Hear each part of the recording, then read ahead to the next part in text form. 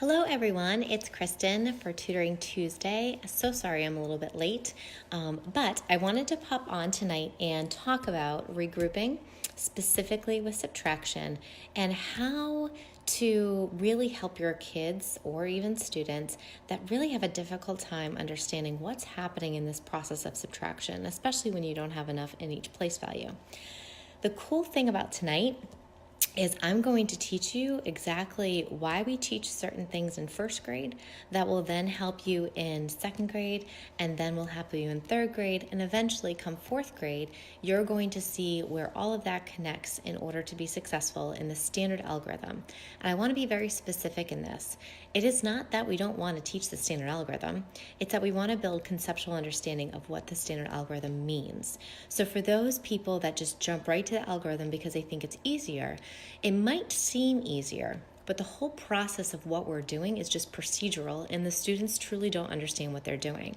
So I ask you, and I challenge you tonight to open your mind and think about the strategies that I'm sharing with you, because they make so much more sense, and they will help your kids, and especially your students in school, understand what subtraction truly is all about. And if we jump right to the algorithm, we're not helping them, and we're definitely not creating a different future for our kids with subtraction.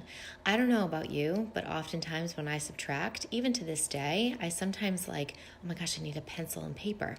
But it is amazing when I walk into a classroom and I see third graders being able to mentally subtract, with regrouping, by the way, with all of these amazing flexible strategies. So I challenge you to think outside the box tonight and just work with me on some of these problems. And like I said, we're going to start in first grade, and we're going to work with what place value algorithms or conceptual understanding concepts we truly need to know and be able to do in first and second in order to be successful in third. All right, let's go. Let me turn you guys around. Okay, so the first thing that I want to share with you tonight is that in grade 1, we really focus on place value. So we really work on 2-digit numbers. So for example, the number 74. And we talk about how in the number 74, we have 7 tens and we have 4 ones. Now we also think flexibly. So for example, if you went to the bank and you wanted $74, they might give you 7 tens or 4 ones, but they might give you a different amount as well, right? So they might give you, if they don't have enough tens, they might give you 6 tens and 14 ones.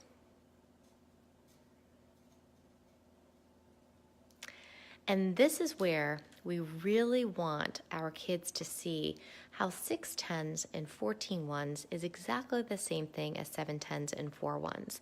And so we really build this flexible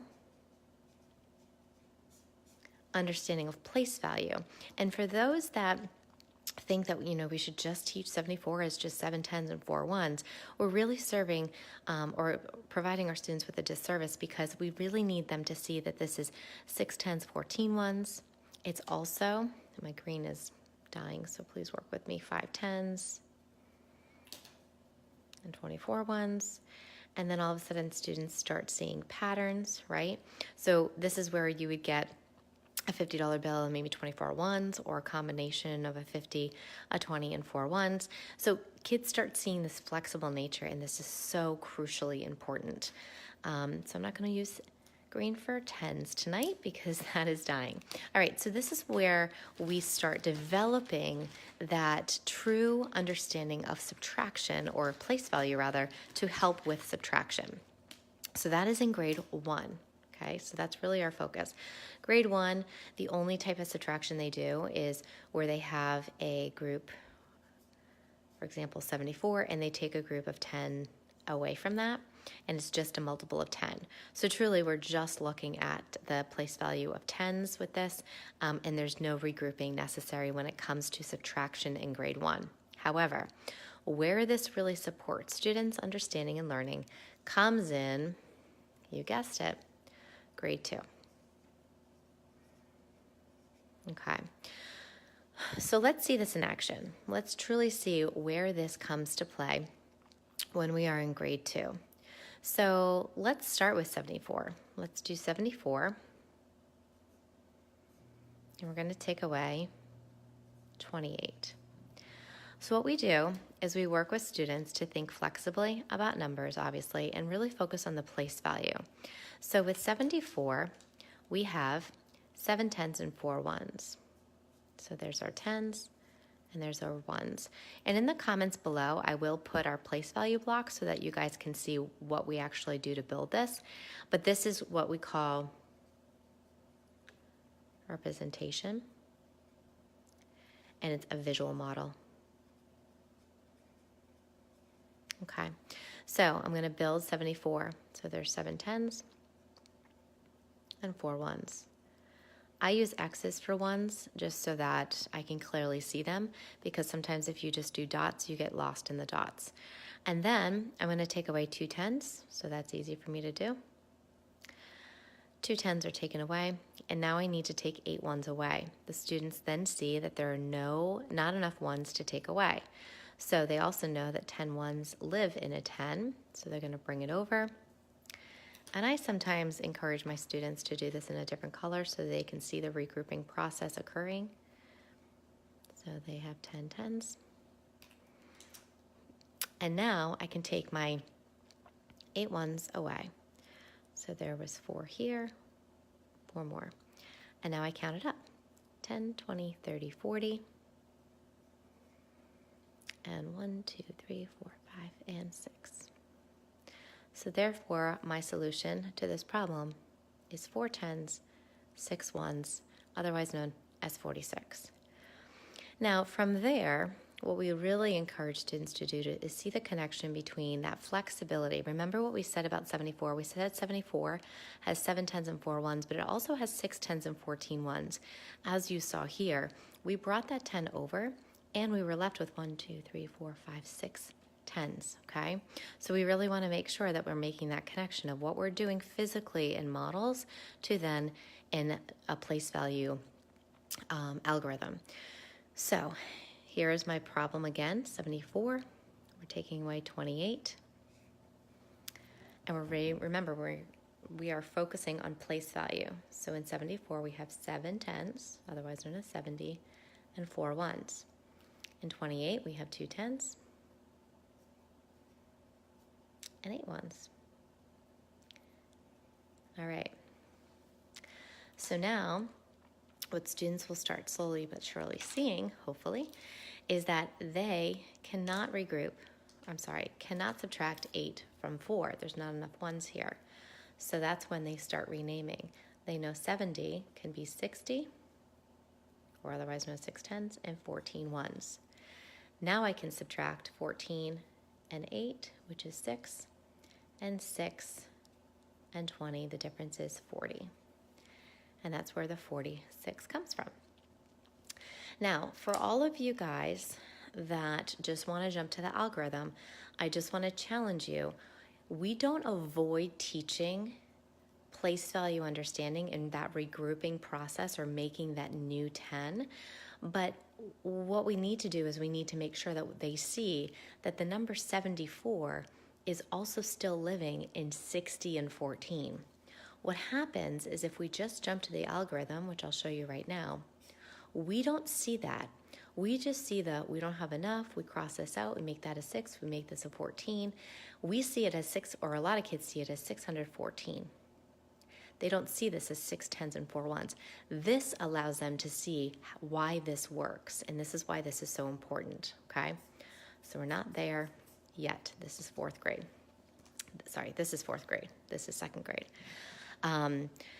All right, so let's do another problem that you will see in 2nd grade. Remember, we're just focusing on 2nd grade.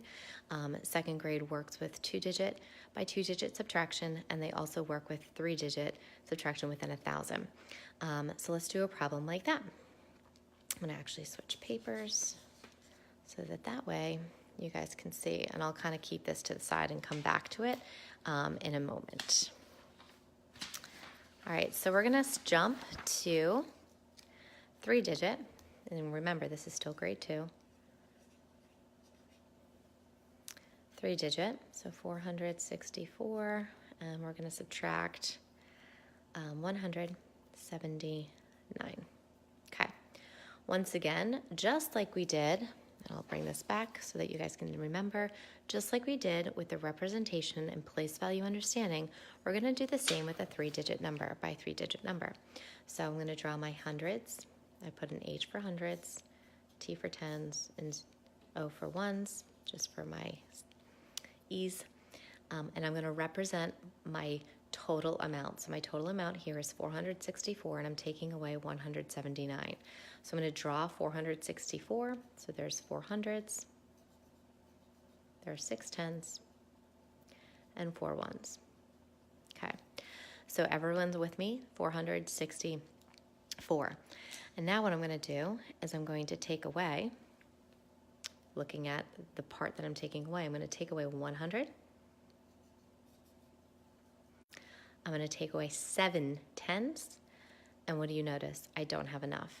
Students then realize that they can bring over 100, so I no longer have this 100, but I'm going to break it up or decompose it into 10 tens, and now I have enough to take 7 away, so there's 7. And now I'm left with taking away 9 ones. Once again, they notice that there's not enough ones to take away, so they can take this 10 and bring it on over.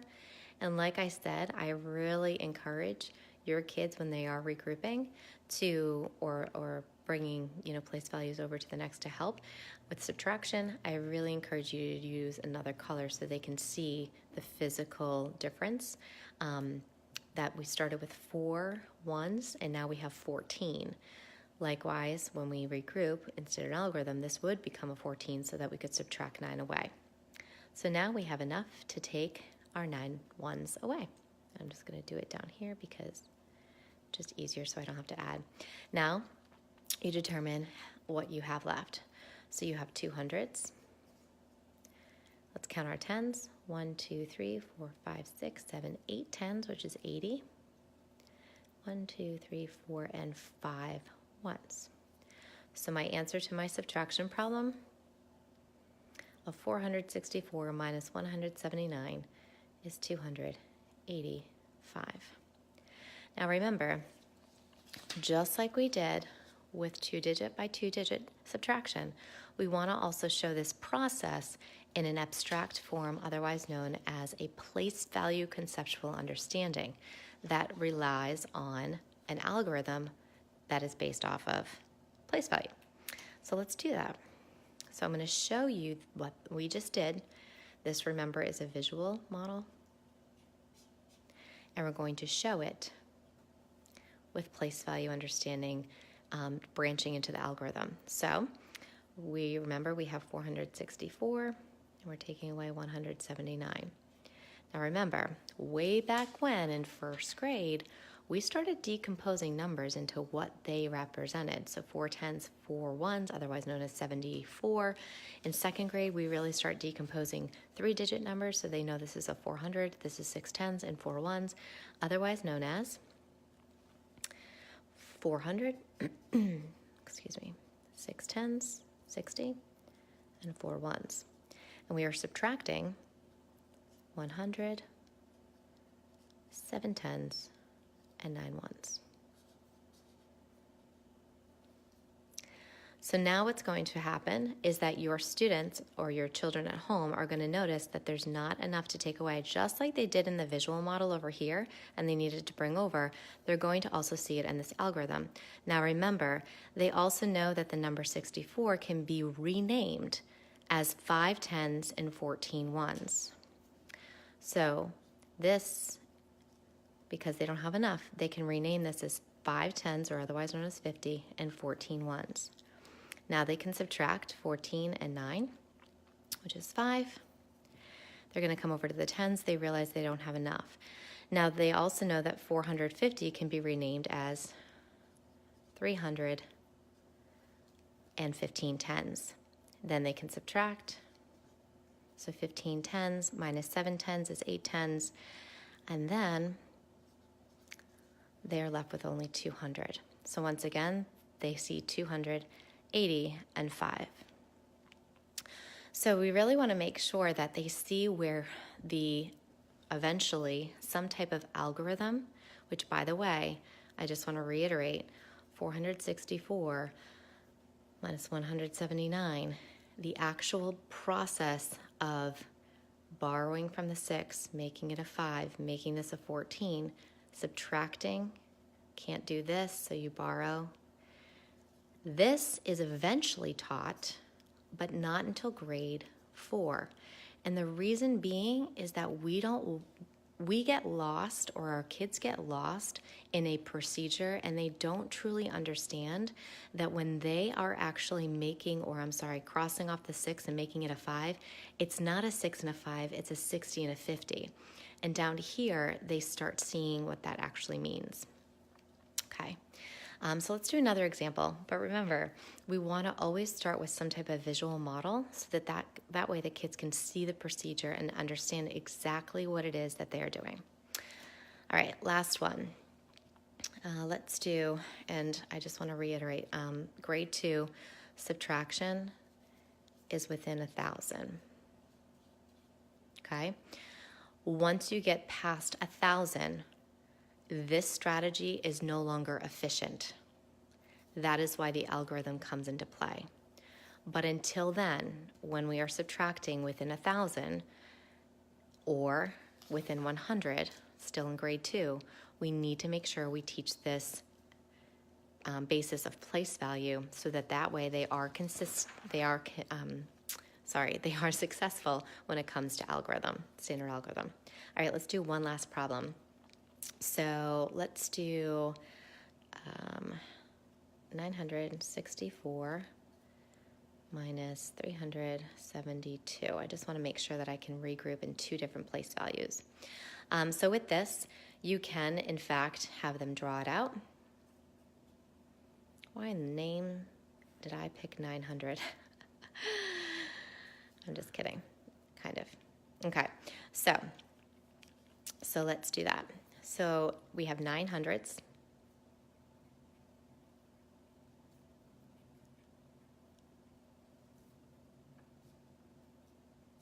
For those of you, I can't tell, it's quite challenging writing on a piece of paper. Let's do it on a bigger piece of paper. So 964, 374.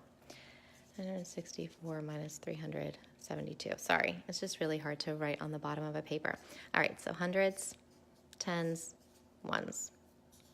So remember, we have students, and I can put this in the comments below, we have students actually build this with place value blocks, but what we're doing right now is just showing you the visual model that you can use at home so that way you can see the transition into the algorithm based on place value. So you have 900s, you have 6 tens, and you have 4 ones. Okay. Now, remember, this is our total amount, and we're taking away a quantity of 372. So that's where students can just go in, and they can take 300s away easily. If these were place value blocks, they would actually remove 300s. They would go over the tens, and they need to take 7 tens away. They realize there's not enough, so they're going to bring 100 over and decompose it into 10 tens. And now they have 7 tens to take away. They're going to come over to the ones, and they need to take 2 away, which we have enough. Now they go over and they figure out what do they have left. So they have 1, 2, 3, 4, 5 hundreds. They have 1, 2, 3, 4, 5, 6, 7, 8, and 9 tens. And they have 2 ones. So their final solution is 592. And of course, we do teach students that, with subtraction, they can always check their work with addition as well. Okay, so where does this live in, quote unquote, remember this is visual? Okay, where does this live in more of an algorithm or place value understanding? So from a very early age, that of grade 2, they realized that 964 is 900s, 6 tens, and 4 ones. They also know that 372 is 3 hundreds, 7 tens, and 2 ones. All right, so now they can do their subtraction through this decomposing or looking at place value, right? So they've decomposed the numbers into place value. So we can do our subtraction. 4 take away 2 is 2. When they come over to 60 and 70, they know they can't find the difference of, or they can't take away 70 from 60. So therefore, they can rename 960 into 800s and 16 tens. Now they have enough tens to take away 7 of them. And they know there's 9. And therefore, 800 minus 300 is 500. And that is where 592 lives. All right.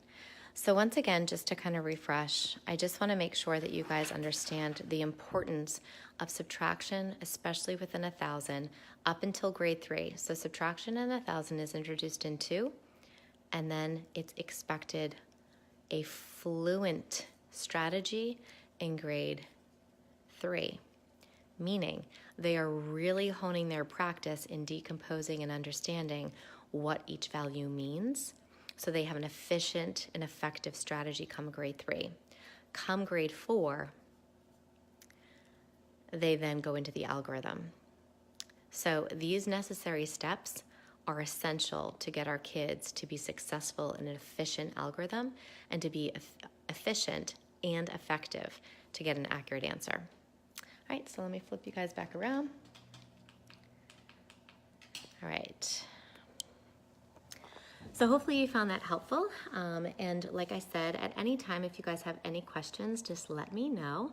And I will, once again, post the place value blocks in my comments section so that way you guys can, if you need a set at home, they are very inexpensive to help your kiddos. All right, remember, math is great, math is beautiful, math is fun.